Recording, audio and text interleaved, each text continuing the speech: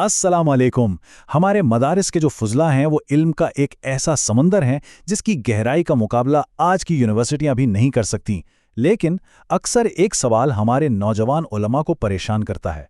तो आइए आज इसी सवाल का जवाब ढूंढते हैं और उन रास्तों पर बात करते हैं जो एक आलिम दीन को एक कामयाब प्रोफेशनल भी बना सकते हैं।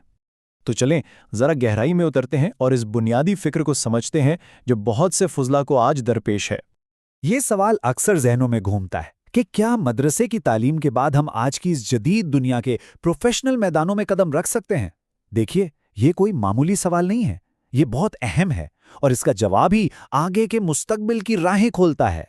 और इस सवाल का जवाब और तमाम मौके की जो चाबी है ना, वो डिग्री की बराबरी में छुपी हुई है। ये वो पहला और सबसे ज़रूरी कदम है जो इम्कानात की एक पूरी नई दुनिया खोल देता है। इसकी बुनियाद है अश-शहादतुल आलमिया की डिग्री, जो हायर एजुकेशन कमीशन यानी HEC है।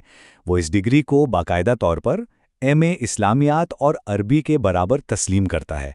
ये एक सरकारी मंजूरी है जो आपके सालों की मेहनत को कौमी तालीमी निज़ाम से जोड़ देती है। अच्छा, तो अब सवाल ये है कि ये बराबरी हासिल कैसे की जाए। इसके सिर्फ दो बहुत ही आसान मराहिल हैं। सबसे पहले inter board committee of chairman यानी IBCC से मैट्रिक और FA के बराबर होने का सर्टिफिकेट लेना होगा। फिर दूसरा कदम इन सर्टिफिकेट्स को HEC में जमा करवाना है और बस आपको MA की फाइनल बराबरी मिल जाएगी। और हाँ, अगर असली इम्तिहानात नहीं भी दिए तो परेशान होने की कोई बात नहीं। प्राइवेट उम्मीदवार के तौर पर सिर्फ लाजमी मज़ामीन के पेपर देकर भी ये बराबरी हासिल की जा सकती है। ये समझ लें कि ये बराबरी का सर्टिफिकेट दरअसल वो मास्टर चाबी है जो आपके लिए यूनिवर्सिटियों और बड़े बड़े प्रोफेशनल शोबों के सारे बंद दरवाजे खोल देगी। इसके बगैर आगे बढ़ना सच पूछें तो तकरीबन नामुमकिन है।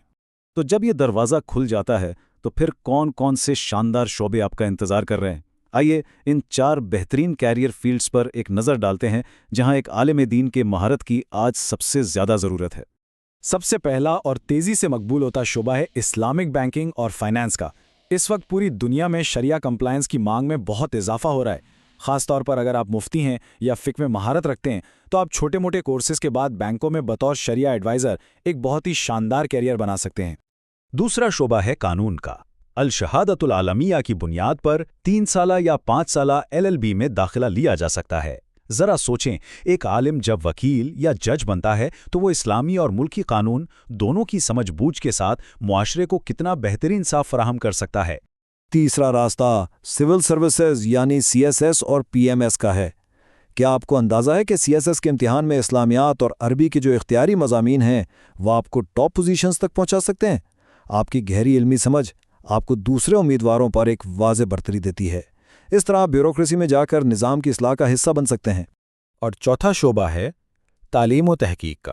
ये तो एक तरह से आपका अपना मैदान है। सरकारी और निजी यूनिवर्सिटियों में लेक्चरर की पोजीशन के लिए आपका मदरसे का पस मंज़र एक बहुत बड़ा प्लस पॉइंट है। आपका इल्म और तहकीक का मिजाज आपको एक बेहतरीन उस्ताद और मुहक्किक बनाता है।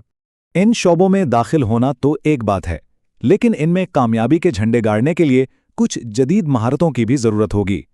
तो आइए एक जदीद आलम के लिए इन 3 ज़रूरी स्किल्स पर बात करते हैं। ये 3 चीज़ें आपको दूसरों से बहुत आगे ले जाएंगी। सबसे पहले अंग्रेजी ज़ुबान, ताकि आप अपना इल्म और अपना मौक़िफ़ सिर्फ अपने हलके तक नहीं बल्कि आलमी सतह पर पेश कर सकें। दूसरी चीज़ IT की महारत यानी कंप्यूटर का इस्तेमाल, जिसमें MS वर्ड, पावर पॉइंट और ख़ास तौर पर इंटरनेट पर रिसर्च करना जैसे JSTOR जैसे डेटाबेस को इस्तेमाल करना शामिल है। और तीसरी अहम चीज़ है एकेडमिक राइटिंग, यानी ये समझना कि यूनिवर्सिटी की सतह पर तहकीकी मकाला लिखने का अंदाज़ मदरसे के तर्ज़ तहरीर से थोड़ा मुख्तलिफ होता है। जब ये महारतें भी हासिल हो जाएं तो बस एक बात हमेशा याद रखिएगा, आपके पास जो इल्म है वो एक बहुत बड़ी ताकत है।